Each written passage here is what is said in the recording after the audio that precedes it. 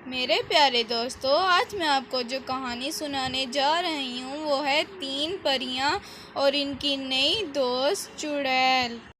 ایک دفعہ کا ذکر ہے کہ ایک آسمان پر 3 پریاں رہتی تھیں اور انہیں زمین کی دنیا دیکھنے کا بہت شوق تھا۔ ایک دن انہوں نے ارادہ بنایا کہ ہم آج زمین پر اترتی ہیں اور وہاں کی دنیا دیکھیں گی۔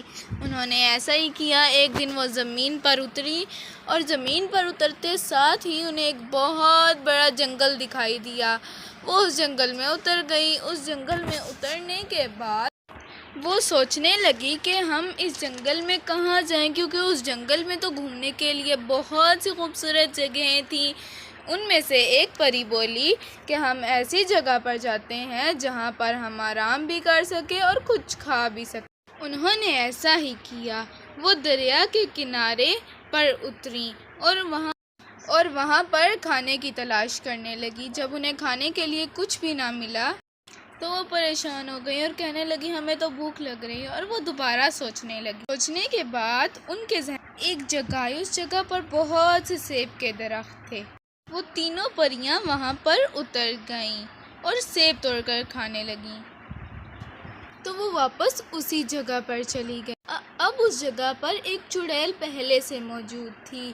جب اس نے ان 3 پریوں کو وہاں پر اترتے ہوئے دیکھا تو اس سے ان تینوں کی دوستی برداشت نہ ہوئی اور اس نے قسم کھائی کہ میں ان تینوں کو الگ کر رہوں گی۔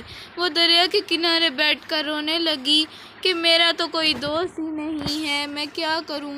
یہ کہہ کر وہ روتی گئی۔ جبکہ پریاں تو رحم دل تھیں، وہ اس کے پاس گئیں اور کہنے لگیں اگر تمہارا کوئی دوست نہیں ہے تو تم رونا، ہم تمہاری دوست بن جاتی ہیں۔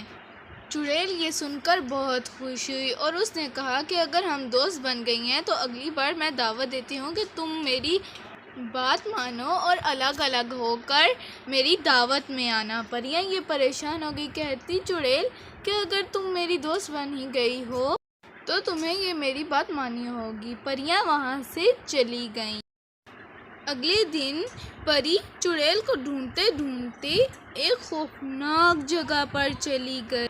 جب وہ وہاں پر ڈھونڈنے لگی تو چڑیل نے اچانک اس پر حملہ کر کے اس پری کو مار دیا۔